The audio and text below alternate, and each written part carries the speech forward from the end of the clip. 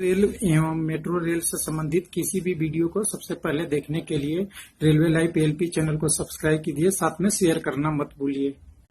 Hello दोस्त, railway group D PT result की बात कर रहे हैं और यहाँ कट ऑफ और क्वालिफाई कैंडिडेट दोनों का एक रेशियो की बात करेंगे कि क्या हो सकता है संभावना किसके लिए। तो RRC Bilaspur zone SECR south पूर्व सेंट्रल रेलवे, तो यहाँ पे क्या संभावना है यूआर ओबीसी एससी एसटी का और सीसीए एक सर्विसमैन वाला पोस्ट किसको किसको मिलेगा, इसके बारे में भी आपको जानकारी लेते हैं। और पीडब्ल्यूडी कैंडिडेट का लिस्ट जो आएगा अभी उसमें शेड्यूल में आएगा, वो तो क्या होगा, इतने कैंडिडेट नहीं होंगे तो क्या होगा।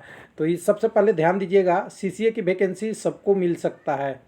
अगर सीसीए का कैंडिडेट पूरा होता है तो सीसीए का कैंडिडेट जाएगा, यानी अप्रेंटिसशिप वाला कैंडिडेट जाएगा। अगर नहीं मिलता है तो ये यूआर ओबीसी एससी और एसटी से फुल किया जाएगा। लेकिन एक सर्विसमैन की सीट को एक सर्विसमैन के लिए भी रिजर्व रहता है, उसी तरह पीडब्ल्यूबीडी कैंडिडेट को उन्हीं के लिए रिजर्व रहता है, उसमें कोई नहीं जा सकता, ये ध्यान रखिएगा। तो सीसीए वाले पोस्ट और एक सर्विसमैन वाले पोस्ट में कितने क्वालिफाई किए हैं वो कोई नहीं पता। पीडब्ल्यूडी का भी रिजल्ट ही नहीं आया तो उसको कैसे आप अनुमान। यहाँ बात कर लेते हैं कि इसको कौन सा पोस्ट मिलेगा, सीसीए का, एक सर्विसमैन का, या और क्या वैकेंसी का कट ऑफ क्या रहेगा, क्वालिफिकेशन ऑफ कैंडिडेट का क्या, कितने क्वालिफाई हुए हैं पीटी, सबको एक एक करके करते हैं संभावना के साथ। तो सबसे पहले हम चलेंगे कहाँ हुआ था पीटी। तो आपको जानना होगा कि पीटी हुआ है CRSA स्टेडियम रायपुर में, जो छत्तीसगढ़ की राजधानी भी है, यहाँ पे हुआ है ये पीटी, जिसका रिजल्ट 28 तारीख से 1/4/19 तक हुआ था पूरी तरह से। और यहाँ पे माइनर डाटा चेंज किया हुआ है।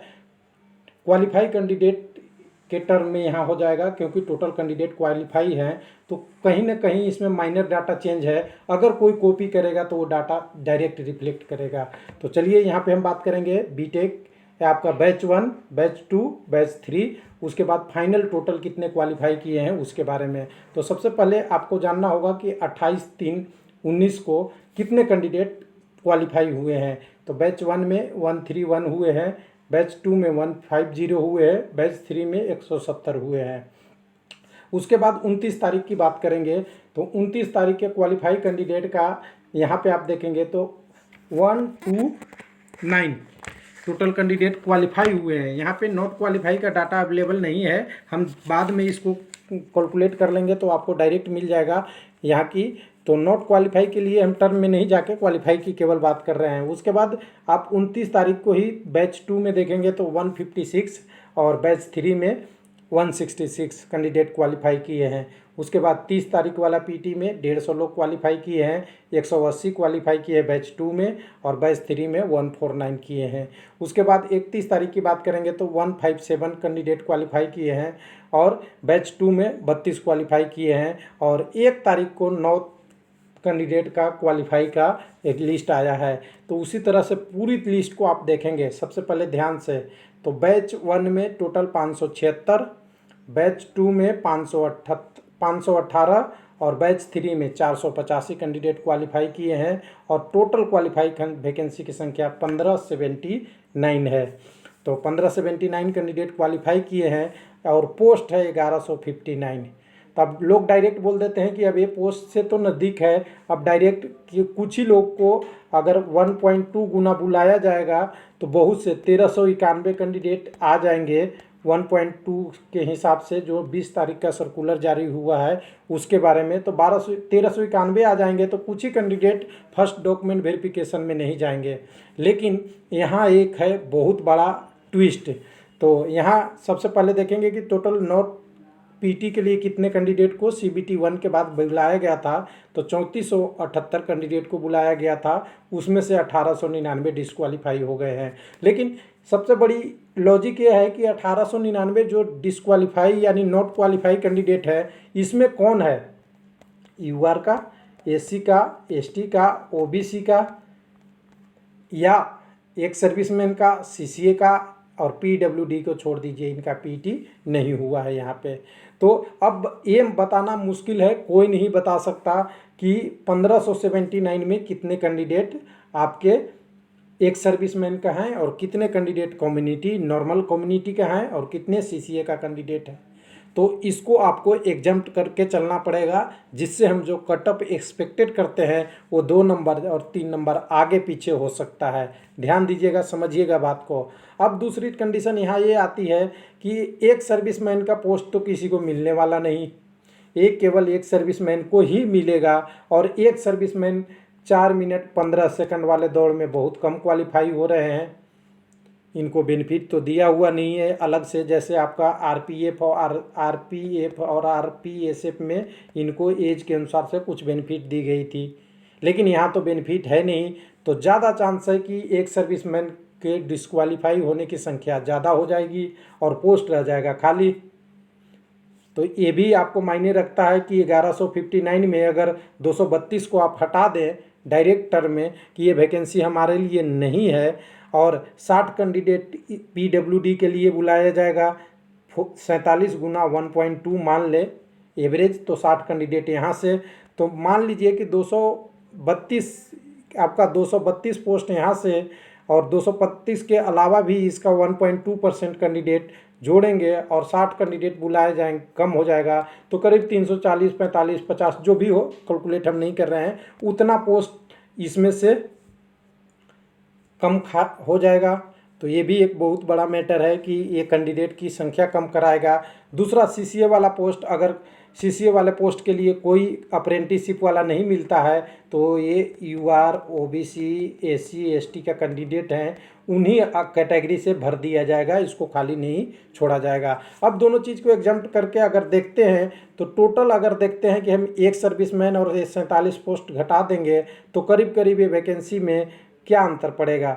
तो क्या अंतर पड़ेगा, ये करीब करीब आपको दिख जाएगा कि 1240 कैंडिडेट आसपास बुलाए जाएंगे जनरल वगैरह ओबीसी से। और 1240 में अगर पोस्ट की संख्या देखें तो यहाँ से 232 और 47 घट जाएगा, तो ये करीब करीब मान लीजिए जितनी भी कम आएगी वो कैंडिडेट इतने में जाएंगे। तो यहाँ अभी भी 300 से लेके 450 का गैप है कैंडिडेट का, लेकिन वैकेंसी की संख्या कम है तो 300-400 कैंडिडेट काफ़ी होंगे, ये भी मायने रखता है। उसके बाद से आपकी पोस्ट के अनुसार, प्रायोरिटी के अनुसार से कटअप बनेगी। तो चलिए डाटा आप एनालिसिस देख लिए, और पूरी तरह से वैकेंसी अगर एक मान ले कि वैकेंसी को आप नहीं काउंट करेंगे तो 648 post OBC, UR, normal, SC, ST के लिए बचता है। ध्यान दीजिएगा 648 पोस्ट है यहाँ पे, तो ये भी एक बहुत कम वैकेंसी है, ये भी एक जोड़ना है। उसके बाद अब चलते हैं पिछला कटअप देखते हैं कि इसका कटअप आया था वो क्या था। तो कटअप हमने देख लीजिएगा, बिलासपुर का ऑलरेडी हमने इसको डाउनलोड कर रखा है, रिक्रूटमेंट का जो आया था। तो एक सर्विसमैन और अप्रेंटिसशिप का कटअप जान ही गए थे, केवल क्वालिफाई था, लेकिन कटअप जो बना था यूआर के लिए 70.22, ओबीसी के लिए 66.07, एससी के लिए 59.50 और एसटी के लिए 52.73। अब नया कटअप क्या होगा, जिसमें लोगों को डॉक्यूमेंट वेरिफिकेशन के लिए बुलाया जाए। तो हमने कैलकुलेट किया आपके हिसाब से ही, तो यहाँ आपके कैलकुलेशन के अनुसार से 300 से 400 कैंडिडेट लगभग वेरिएशन करके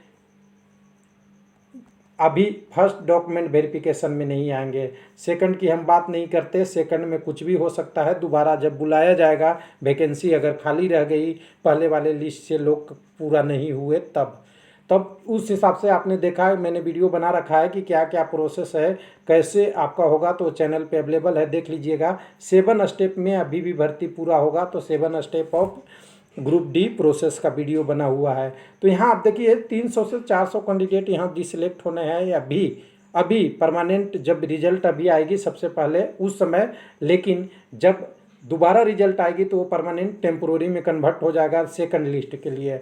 अब यहाँ देखिए, अब दोनों चीज़ को अगर मिलाते हैं तो आपकी वैकेंसी में जितने कैंडिडेट हैं और जितने अगर हटना है, तो कह दें कि 4 से 6 नंबर बढ़ना कोई आम बात नहीं है। तो 70 वाला हो सकता है, 74 से लेके आगे कितनी भी जा सकती है, 74 से लेके मान लो 76-77 तक जा सकती है, लेकिन ये बिल्कुल एक्सपेक्टेड है। किस कैटेगरी में कितना कौन पास हुआ है कोई पता नहीं है, क्योंकि जो डाटा है उसी पे एनालिसिस चल रहा है। उसके बाद अगर वही 4-5 अगर आपने ओबीसी में जोड़ दिया तो 66-70 से लेके अगर 72 तक हो सकता है। एससी कैंडिडेट में भी 59 के आसपास है, तो 60 का कह दे कि 62, 63, 65 के आसपास आ सकता है। उसी तरह एसटी के देखें तो 52, 53 है, तो यहाँ का दे 55 से लेके 60 के बीच में कहीं आ सकता है। यही है एनालिसिस मेरा, और ये पूरी तरह से अनुमान है कि ऐसा होगा, ऐसा ही होगा, कोई नहीं कर सकता। वेरिएशन पॉसिबल है, क्योंकि एक्चुअल डाटा आरआरसी और आरआरबी के पास है। वो डाटा जब निकालेंगे तो हर पोस्ट के लिए अलग अलग वेरिएशन, प्रायोरिटी, कितने कम्युनिटी हो सकता है कि जो अभी हम बात कर रहे हैं आपके साथ कि यहाँ पे हम बात कर रहे हैं कि टोटल कैंडिडेट 1579 है। इसमें ओबीसी से ज़्यादा हो, यूआर से ज़्यादा हो, एससी से ज़्यादा हो, एसटी से ज़्यादा हो, सीसीए वाले कैंडिडेट ज़्यादा हो, तो कुछ भी हो सकता है। तो इसके लिए आपको समझना पड़ेगा कि ये इतनी आसान लॉजिक नहीं है। हाँ, लेकिन इतना क्लियर है कि नंबर बढ़ेगा। क्या बढ़ेगा? नंबर बढ़ जाएगा, कट ऑफ के रूप में कट ऑफ ज़रूर बढ़ेगी। तो ये था आरआरसी बिलासपुर का कंप्लीट एनालिसिस, और पीटी समाप्त हो चुका है। थैंक यू, धन्यवाद।